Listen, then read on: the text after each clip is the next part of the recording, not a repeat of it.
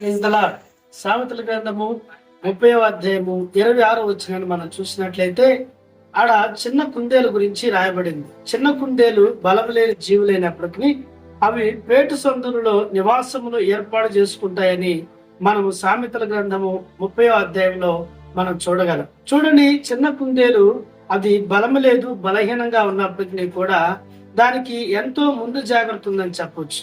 లేకపోతే అది ఏం చేస్తుందంటే రాబోతున్న ఉపద్రవాలని, రాబోతున్న ఉగ్రతని, రాబోతున్న ఆ యొక్క కఠినమైన వాతావరణాన్ని గుర్తించి వెంటనే అది పేటు సందుల్లోకి అనగా కొండలు ఉన్న గుహాల్లోకి, ఎవరు జ్వరబడలేని స్థలాలలోకి అది వెళ్తాది. ఎందుకయ్యా అంటే తన ప్రాణాన్ని కాపాడుకోవటానికి.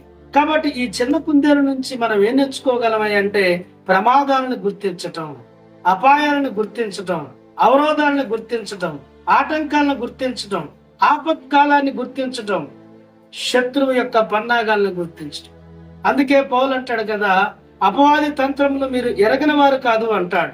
మానవునికి ప్రమాదం ఎవరి యొద్ద నుంచి పొంచి ఉందయ్యా అంటే దేవుని యొద్ద నుంచి కాదు, ప్రమాదమే సాతాను యొద్ద నుంచి పొంచి ఉన్నది, అపవాది యొద్ద నుంచి పొంచి ఉన్నది, అపవాది క్రియల యొద్ద నుంచి పొంచి ఉన్నది.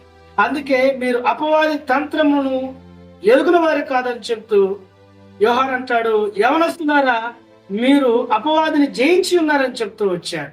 కాబట్టి గొప్ప ప్రమాదము అపవాది నుంచి పొంచి ఉన్నది. కాబట్టి ఆ ప్రమాదం నుంచి మానవుడు తప్పించబడలేదు. అపవాది వేస్తున్న గింజలకి మానవుడు అపవాది యొక్క వలలోకి చొచ్చుకొని పోతూ తన యొక్క భౌతిక ఆత్మీయ జీవితాన్ని పాడు చేసుకుంటున్నాడని చెప్పుకోవచ్చు.